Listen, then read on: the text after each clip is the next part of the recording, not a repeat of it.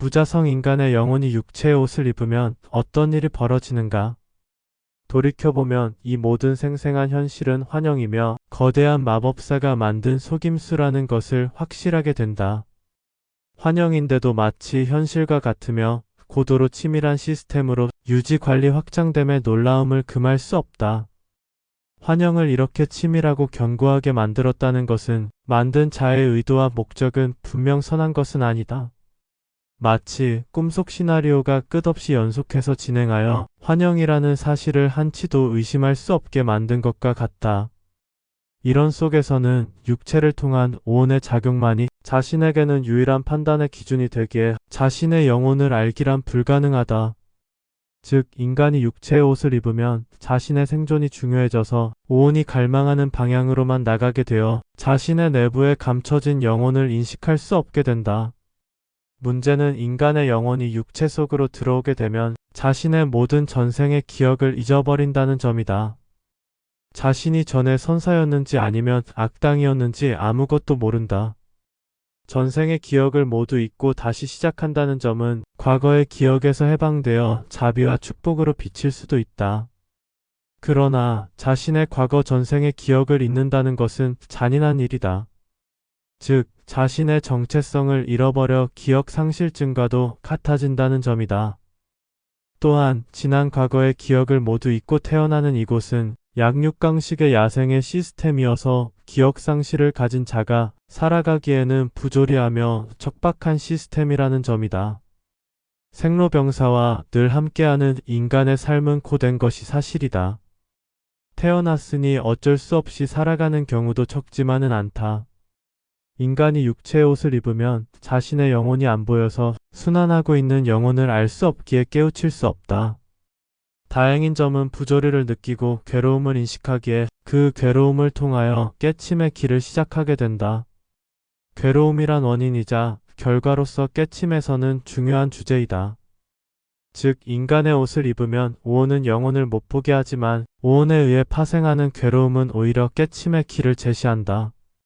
비록 처음엔 자신의 영혼을 모르지만 괴로움을 들여다보고 깨우치고 나중에는 영혼마저도 알아서 영혼의 순환 구조까지도 알게 되면 바른 깨침이며 순서상으로도 맞는 것이 된다. 그러면 환영과도 같은 시스템 속에서 왜 인간의 영혼은 지속하여 윤회하며 순환하는 것일까? 아무리 환영 속이라고 해도 지속하여 반복적으로 이루어진다면 이는 우연이 아닌 분명 필연에 의한 것이다. 필연적이라는 것은 의도적인 시스템이 존재한다는 것이고 이치와 원리를 통한 규칙이 분명 있다는 점이다. 즉, 이 모든 현상은 우연이 아닌 의도된 필연이라는 점이다. 또한 모든 물리적 현실이 필연이라면 시스템을 설계한 자와 시스템을 만든 자가 있다는 사실이다. 그러면 누가 이런 물리적 구조물과 시스템을 만든 것일까?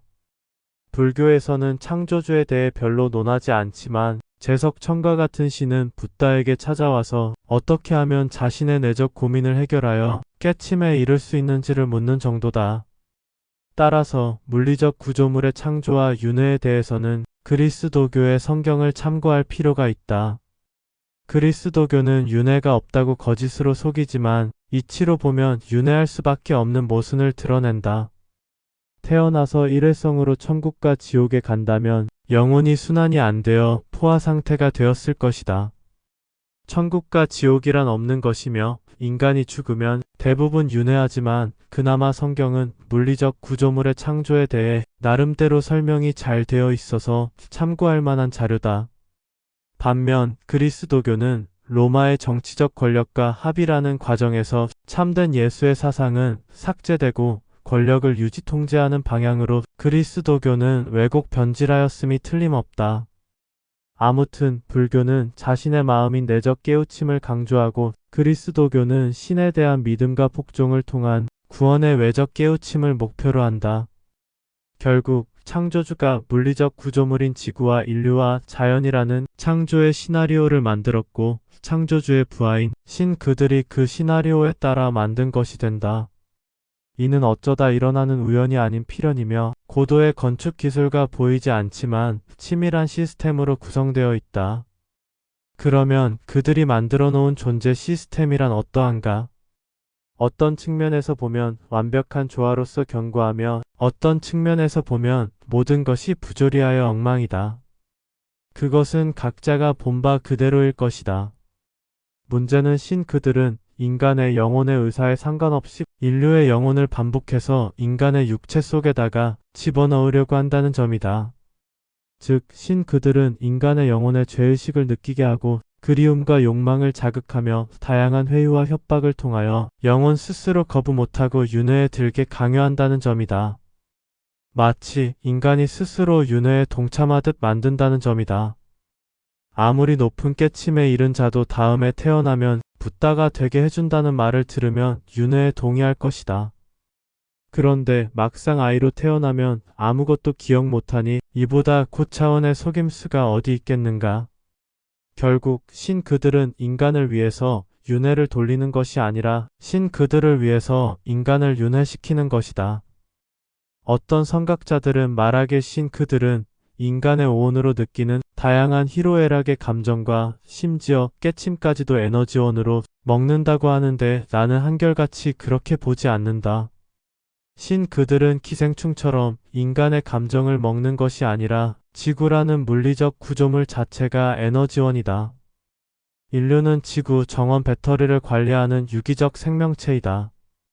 결국 그들은 인간이 자신의 신성한 불꽃인 영혼을 깨우쳐 태초의 본래의 무로 돌아가는 것을 막는 것이다.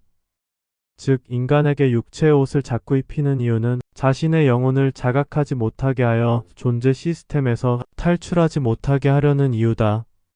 깨침이란 육체를 통하여 이루어지며 사후의 영혼은 깨침의 실현이다.